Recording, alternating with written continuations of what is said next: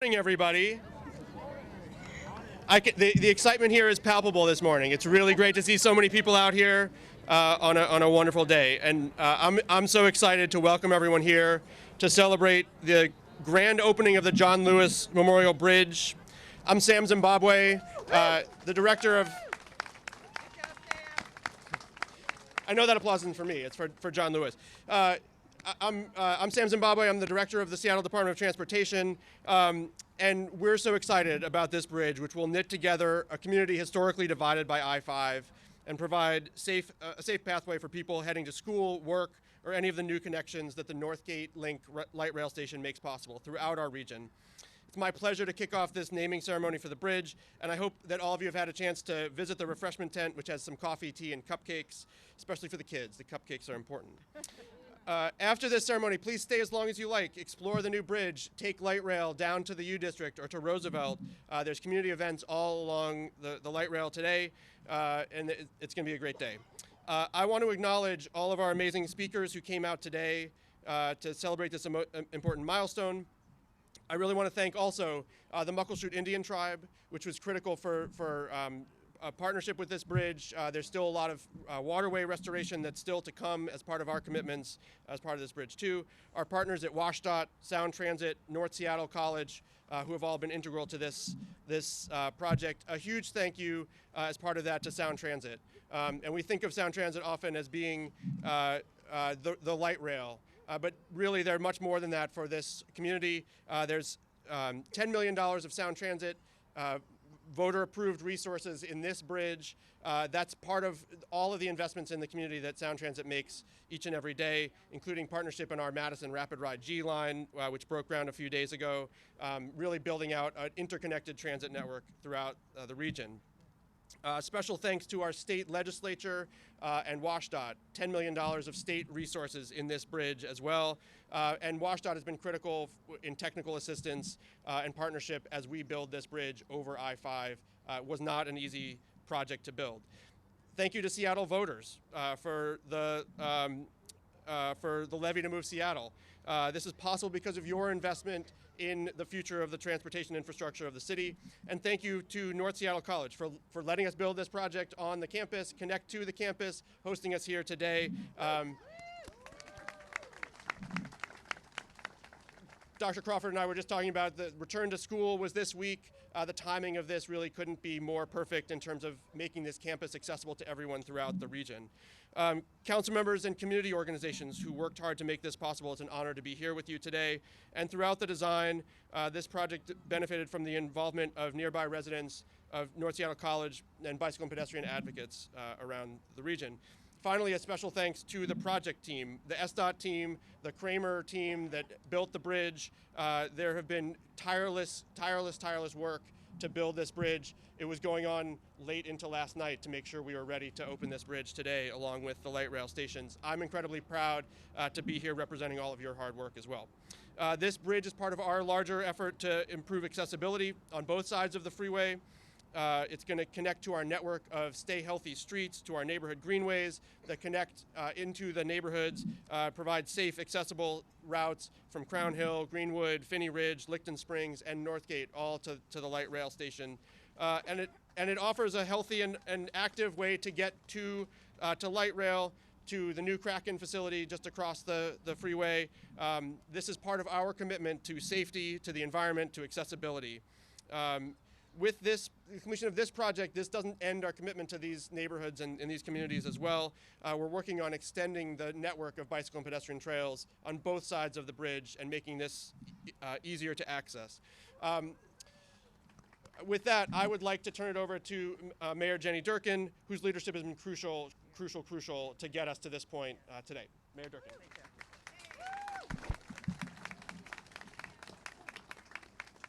Thank you, Sam. Good morning, everybody. Good morning. This is such a great day. I look into this crowd and I see so many members of this community who've worked so hard, and you're going to hear from great people like Larry Gossett. Larry, I've got to thank you for everything you've done for generations here in Seattle. And I see my friend Phyllis right here. Phyllis, you are an icon. You have done so much.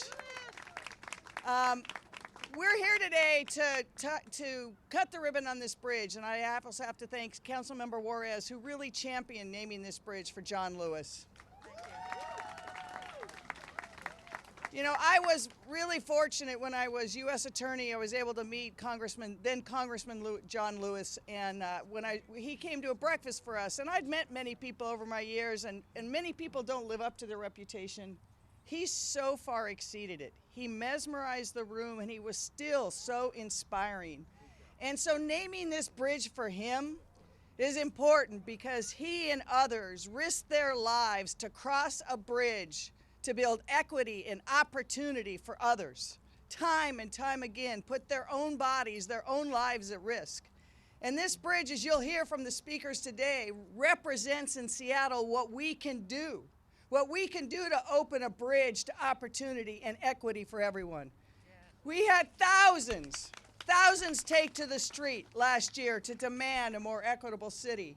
And this bridge is a reminder that we can do that. We're here at North Seattle College, and you will hear from Dr. Crawford, who is amazing.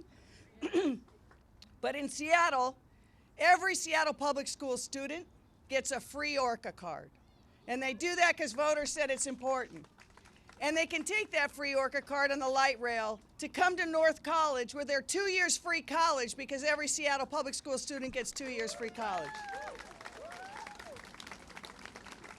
And we have committed with Sound Transit, with the state, with the county, with city resources to build more affordable housing right at Northgate so people can afford to live in this city. And this project was built by the men and women who have unions, who have good family wage jobs, who are committed to equity. So all of this comes together to show that if we do this in places throughout our city, we really can have that region that builds opportunity for everyone, that sets how we can close disparities, that recognizes the racial inequities and systemic issues that have plagued our city and our country. And we have the power, the will, and the ability to overcome it, and it's a joyous day. So thank you, everyone, for being here. You'll now hear from the head of Sound Transit, Peter Rogoff.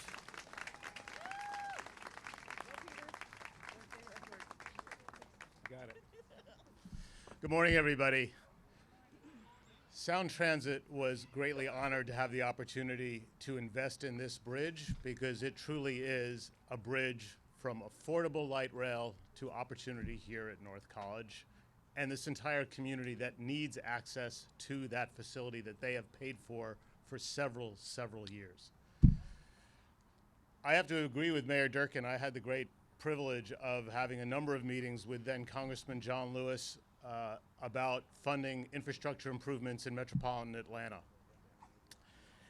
And he was all about equity, and he was all about opportunity. He would be honored, I'm sure, to have his name on this bridge because he was all about creating those opportunities. The mayor's right. He exceeds all your expectations. He's, a presence in a room that it was magnetic. It really was. And it was magnetic to even for people who didn't fully know his story. He was that kind of individual. We are doing investments like these, not just here, but throughout our region in order to make sure that our expanding light rail network provides opportunity for everybody. We will be more than tripling the size of the light rail network in just the next 3 years. Woo! Yeah. So this will be our northern terminus, but not for very long, because in 3 years we will be all the way up to Lynnwood. We will be all the way down to Federal Way. We will be all the way out to Mercer Island, Bellevue, and Redmond. And as Deborah Juarez is whispering into my ear, there will also be a new stop at 130th Street. Thanks to all of her efforts. This will be opportunity for a great many people who will just have access to cheap, affordable, climate-friendly transportation.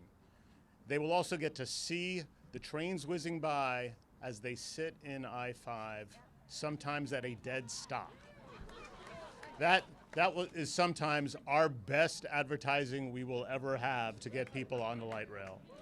So thank you for the opportunity to let Sound Transit be part of this. Let's all remember the legacy of John Lewis as we cross this bridge. I'm now going to introduce Councilmember Deborah Juarez, who delivered not only so much of this bridge and the name of this bridge, but as a member of the Sound Transit Board has delivered so many great expansions of opportunity here in District 5. Thank you.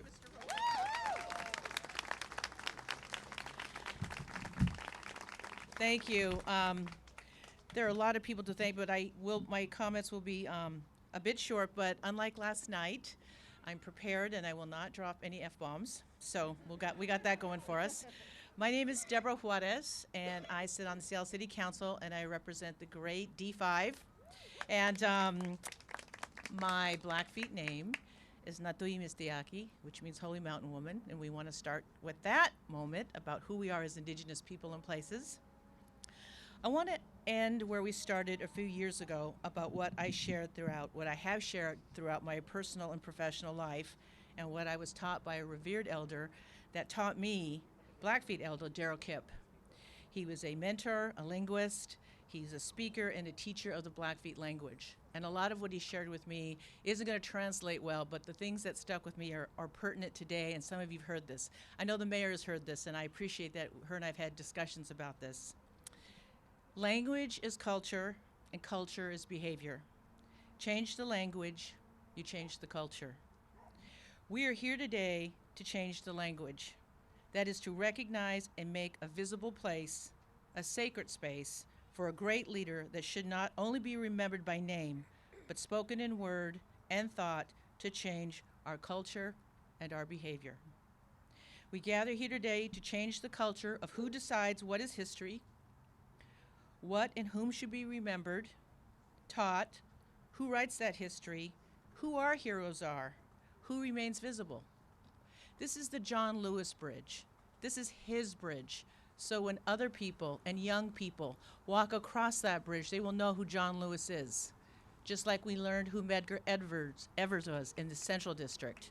And we need that in the North End. So today is that day. You're all part of a wonderful history in that step forward. John Lewis is our culture. We want to remember and honor Representative John Lewis so we too can do good trouble. Because we know John Lewis taught us good trouble, and good trouble is a good thing. And we want more of that in our hearts, in our minds, in our lives, in our city. Every day on this bridge and beyond. And lately we need more of that. I would like to share a statement.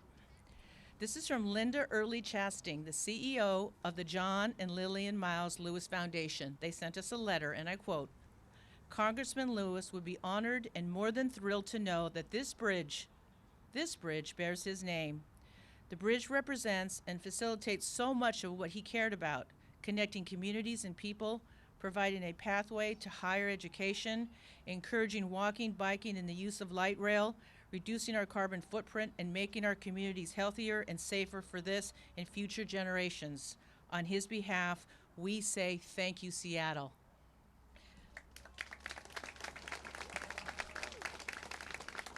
I want to end on my last note. The John Lewis Bridge isn't just brick and mortar. It isn't just a bridge for a man. It's a portal.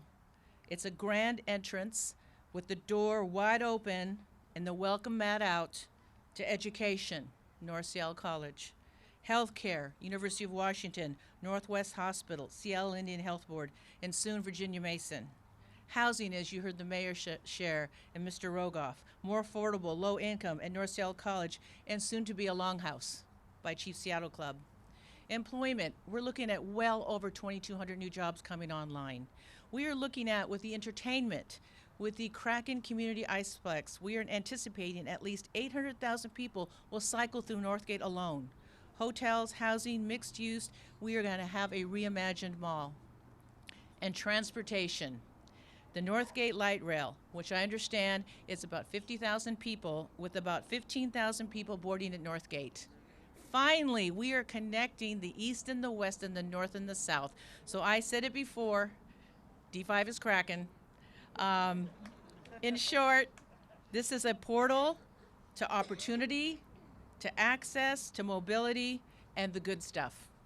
And with that, it is my honor to introduce my dear friend, the artist, the activist, and the voice of Seattle, Miss Sharon Williams.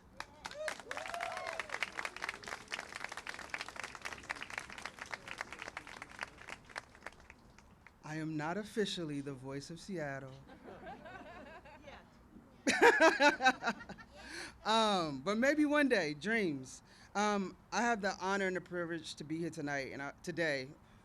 I just want to let y'all know I had 3 hours of sleep because I was trying to prepare for y'all last night after there was this cracking game that happened that we won. Yeah, so this piece is called In His Own Words. I hear the footsteps of my ancestors. I hear the footsteps of young people. I hear the footsteps of the elderly. I hear the footsteps of people that don't look like me. I hear the footsteps of my people. I hear footsteps. I'm going to walk this road to glory, my Lord and I. Wake up, America. This is not time to be satisfied. This is not time to sit down. This is not time to lay your burden down in hopes that someone else will pick it up. I ain't gonna let nobody turn me around, turn me around, turn me around. I hear the footsteps of moral obligations. I hear the footsteps of the unspoken truths. I hear the footsteps of our current reality. I hear the footsteps of the misjustice of the past and presence. I hear the footsteps of the future. I'm going to walk this road to glory, my Lord and I. Back and forth, again and again, crossing from one side to another, going from this end to that end. I hear footsteps of determination. I hear footsteps of organizing. I hear footsteps of discipline. I hear footsteps of education. I hear footsteps of cultural exchange. I hear footsteps of belonging. I hear footsteps of peace, love, and the power to believe. I hear footsteps uplifting humanity. I hear footsteps of what could be, what should be, what ought to be, and what must be. I hear footsteps. Wake up, America. Wake up. Sacrifices have been made, blood has been shed, tears have fallen, lives have been lost, lessons have been learned, journeys have been purposeful. Paths have been made, steps have been ordered. Wake up, America. America, wake up. Take your turn. Make your path. Find your purpose. Feed your passion. I hear footsteps of you, and you. I ain't gonna let nobody turn me around, turn me around. Turn me around. I'm gonna keep on walking, keep on talking, marching down the freedom land. Thank you, Doc.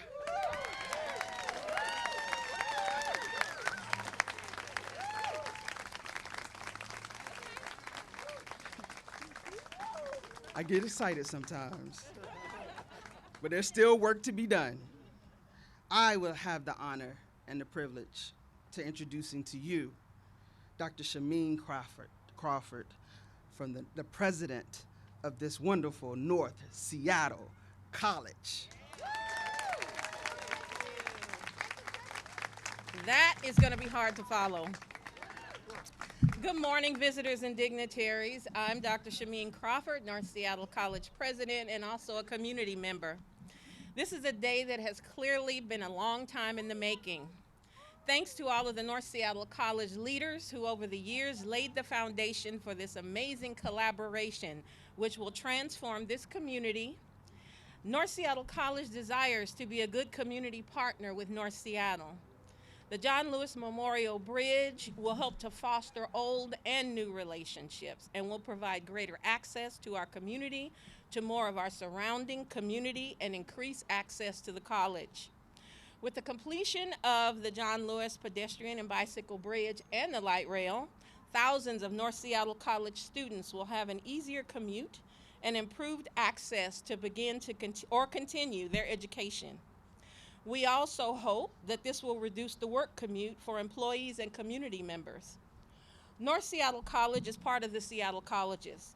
The light rail now connects North Seattle College to Seattle Central College and to local high schools, making it easier for students to access the classes they need.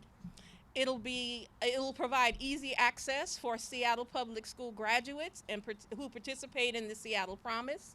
And this also means easier access for Seattle Public High School students to take advantage of the Running Start program. Every one of us has a John Lewis story. Well, here's mine. Just a few years ago, I had the opportunity to meet and spend time with John Lewis during a national conference in Washington, D.C., while serving as a member of an affiliate council of the American Association of Community Colleges. And back in those days, our council annually sponsored a very elaborate display in the convention visitors area to educate conference attendees about equity, diversity, and inclusion, and it was particularly targeted toward educators. Being in our nation's capital, we took a chance and reached out to Representative Lewis's staff to see if he could simply stop by our booth to do a meet and greet, because our booth was pretty popular during this particular conference. Not only did he say yes, but he agreed to stay and sign copies of his latest book. Well, it turned out that Representative Lewis arrived, but his books did not. We became very concerned that Representative Lewis would simply show up and leave once he found out that his books had not arrived. Fortunately, he did not. He actually stayed with us for a few hours, shaking hands, greeting people, discussing public policy, and taking photos. Now, we all know that there are many public figures who would have made an exit shortly after finding out that their books or merchandise hadn't arrived. But Representative Lewis did not. He was very gracious and very generous with his time. He continually thanked us as educators for staying the course, reminding us that as educators, we are indeed causing good trouble. I was inspired and encouraged. The legacy that John Lewis has left for this entire country is one of service, not just to or for Black people, but for justice for all people. The voting rights and justice that he and Dr. King and others walked across the Edmund Pettus Bridge to defend back in 1965 continue to be manipulated and are in jeopardy today in the 21st century. We must never forget and never stop crossing bridges to assure equity and justice for all.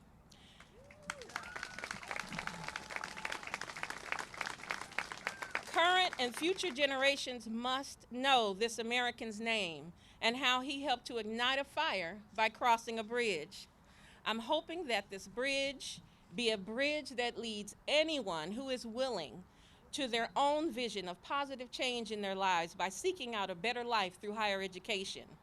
For those heading east on the bridge, I hope that they're heading for the light rail to hop on and get to that job or that place that helps them live their best life. I am optimistic that this bridge will be a bridge of hope for those who cross it, and that it will one day lead into a community that reflects images and the history of all of us. I want the youth in this community to know the names of people who look like me and other BIPOC people who have worked tirelessly to make this country safe for all of us. You know, I grew up in the 60s, and the actions of John Lewis and others within the movement shaped my worldview and possibly influenced my decision to become an educator. There are so many who crossed the Edmund Pettus Bridge that day back in 1965 who had an impact on future generations. However, no one described the experience better than Representative John Lewis while encouraging us to, for the right reasons, get into good trouble. Welcome to North Seattle College, and we hope to see you again.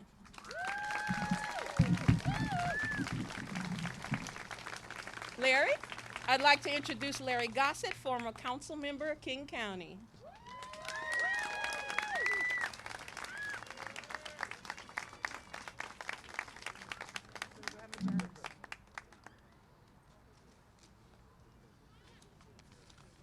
I began by asking Madam President, can I hug you? Because I'm one of those gentlemen that try to learn from history. Also, I was going to start my speech by talking about the intersectionality between light rail and North Seattle Community College here. But I had to take a moment to think about that, because I was watching, maybe perhaps like some of you, CNN News last night, where I learned that the state legislature and legislators from that other state in our union that starts with W, yes, I'm speaking about Wisconsin, voted on Thursday to make it illegal in the future for any teacher at the university, college, or K-12 school systems in that state to use the word intersectionality. Yeah, illegal. They banned it. Why? Because it's fairly frequently, according to the Republican legislator that made this recommendation, he said that too many people are using that word to bring races together. The nerve of them. And we got to stop it. There are two other words in the document for those of you who like to fact check speakers. This is in the document that they passed on Thursday. There's two other words.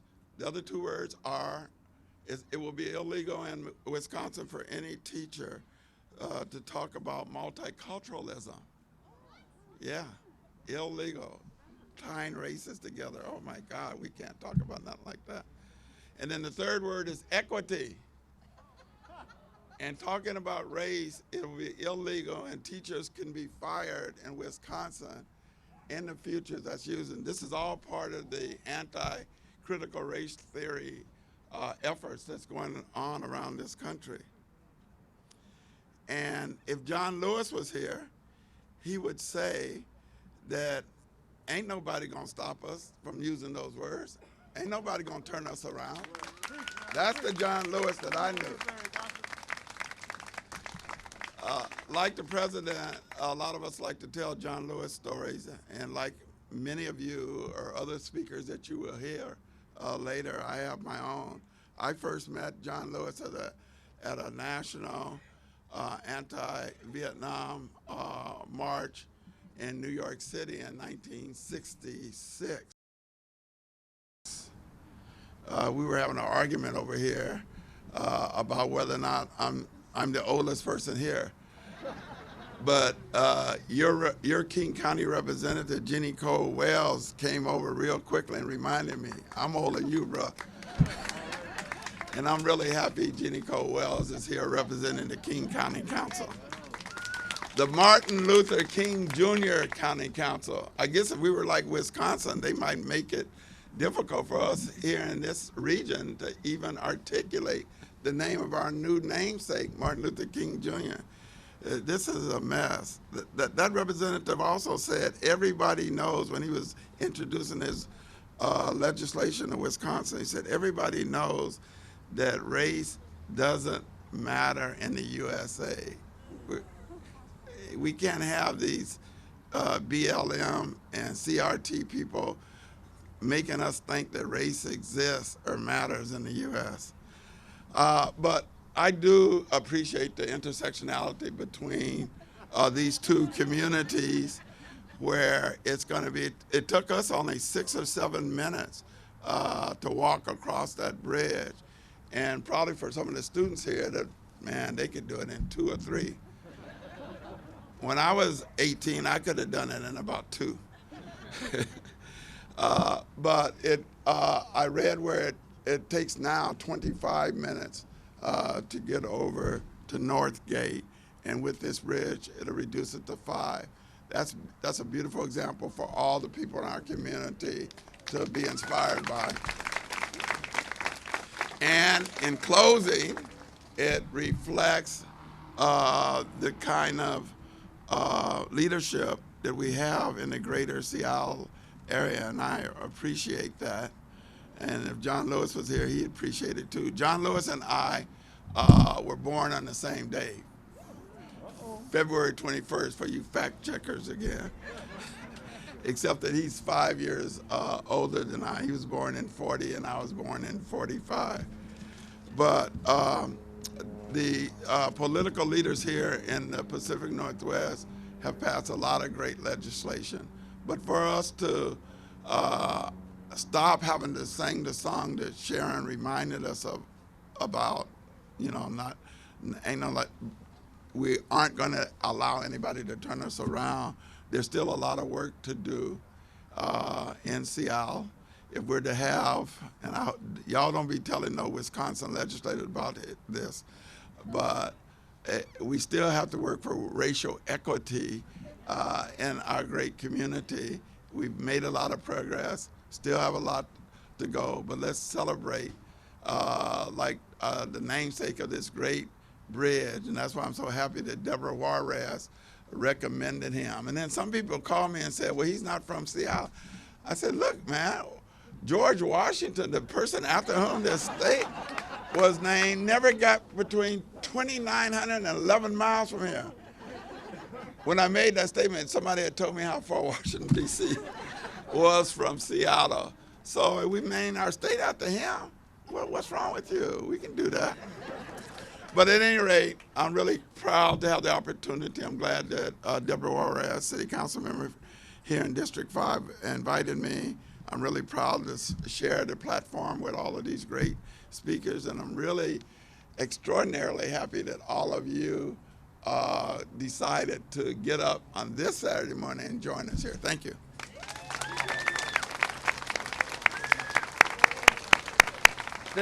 Thank you, Council Member.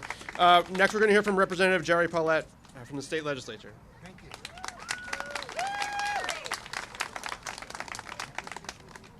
This is a people's bridge, truly a people's bridge. You've got elected people up here. You've got people who lead the agencies who made it possible. They all deserve tremendous thanks for working together.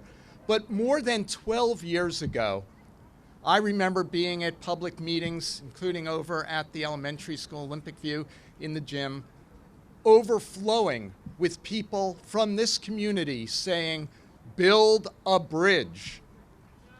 Unite East and West.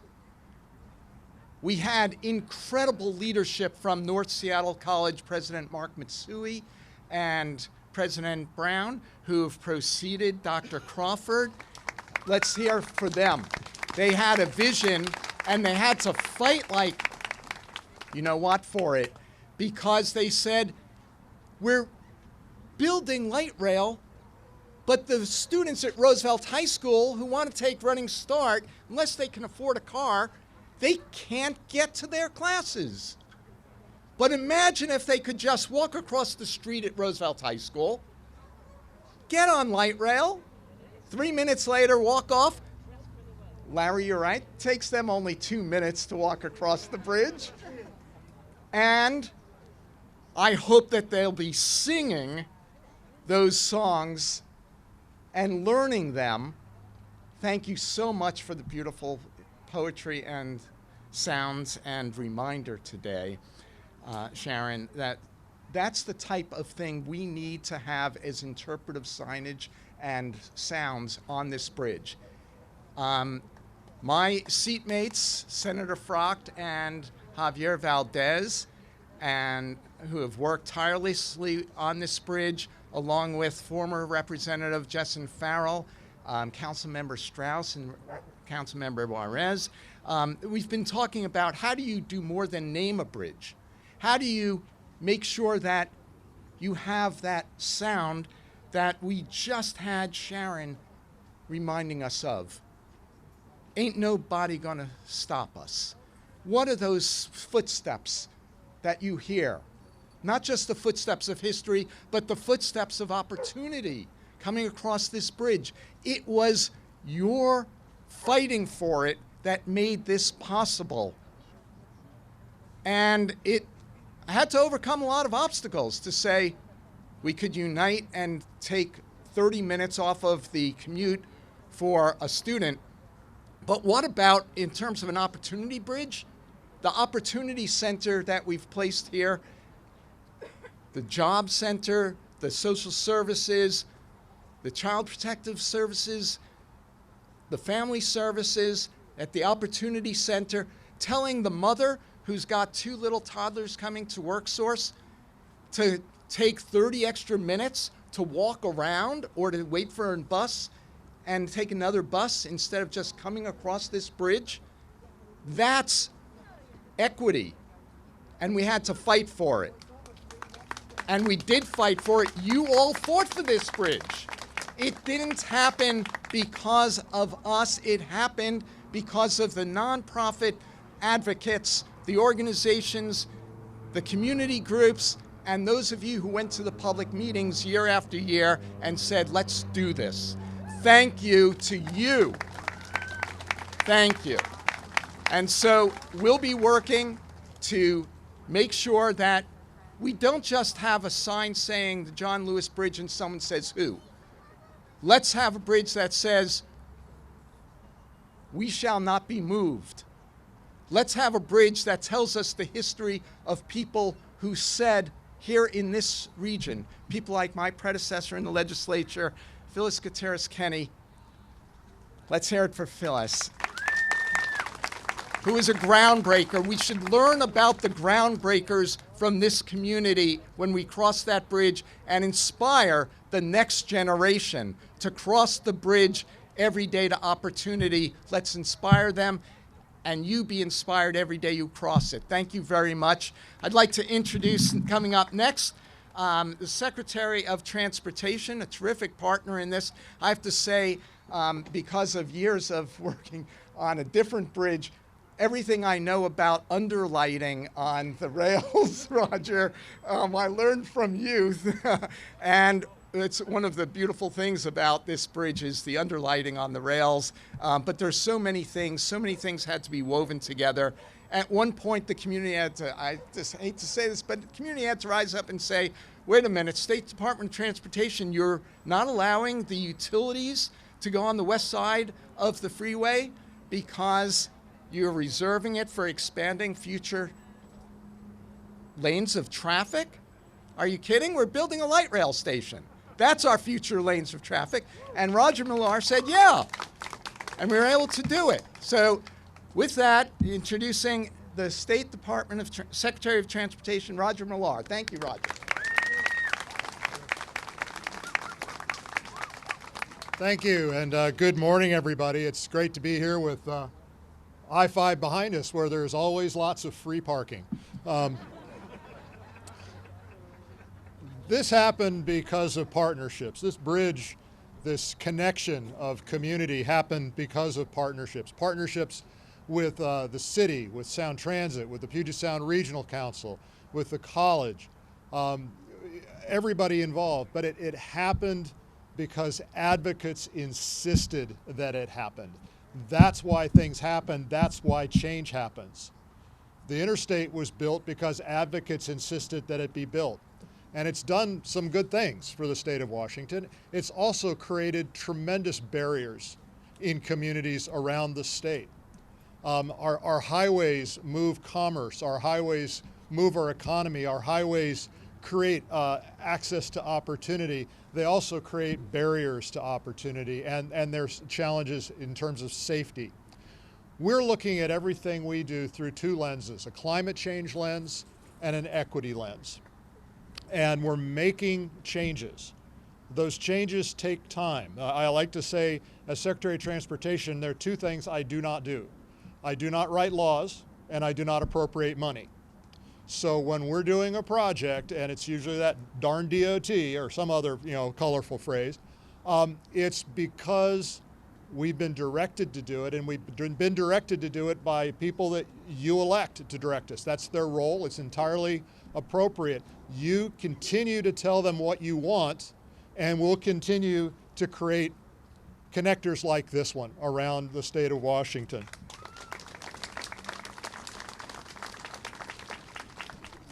we've been taking advocates and making them a part of the organization. I like to bring them inside. I was an advocate. I worked for Smart Growth America before I became the Deputy Secretary and then Secretary of Transportation. We just created, one of the first things I did 5 years ago when I became Secretary was create an active transportation division within the department. And the leader of that active transportation division, Barb Chamberlain, came from the advocacy community. Sam thinks I stole him, but I think we really let the city borrow Dongo Chan for a while from WashDOT. And he is back at the DOT where I took the state traffic engineer position and retired that title. He is the state transportation operations engineer, and he's going to take what he learned here in this community and apply it throughout the state of Washington. So thank you for the examples that you're setting. We're working together with SDOT. We've lowered speed limits on our highways in the city. We're investing in planning with the support of the legislature to make Highway 99 a safer highway in the city, because it is a state highway. It's also Main Street, and we have so many state highways that are main streets around our state. We spend as an agency about $4 billion a year of your money on transportation infrastructure. It's not there as an end unto itself. It's there as a means to an end of economic prosperity, of enhanced quality of life, of protecting the environment and providing access to opportunity. So as we spend those dollars, as we're directed to spend those dollars, talk to your elected officials about what you want. Our active transportation plan that we recently adopted identified $5 billion of gaps, like the gap we filled with this bridge around this state. $5 billion that we should be spending on making it safer for people to walk and to roll around this great state of ours. 40% of the trips people take are less than 5 miles in length. 28% of the trips people take are less than a mile in length, but most people get in the car to take those trips. And the reason they do it is because it's faster and cheaper and safer than the alternatives. If we can make walking and rolling faster and cheaper and safer, people will do it, and we need to do that. So just in closing, keep advocating, keep pushing. You know what the right thing is. Keep directing us to do the right thing, and we'll get that work done. Speaking of advocates, I'd like to present Lee Lambert, who is the brand spanking new Executive Director of the Cascade Bicycle Club. Lee, come on.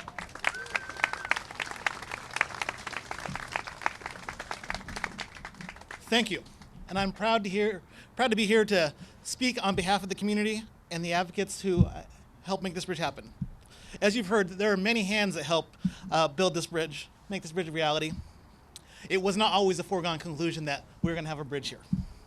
Cascade was happy to work in coalition with many community voices, including Feet First, Sierra Club, Licton Hills, Holler Lake, and Maple Leaf community councils, who always knew this bridge was the right idea. A huge reason this bridge exists is because people spoke up, organized, and demanded something more for their community. As John Lewis might say, this bridge is the result of some people getting into some good trouble.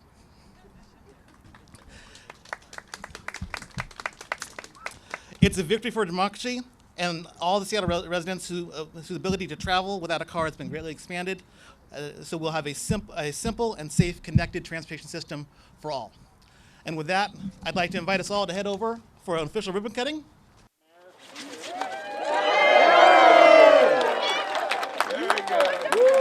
Good job!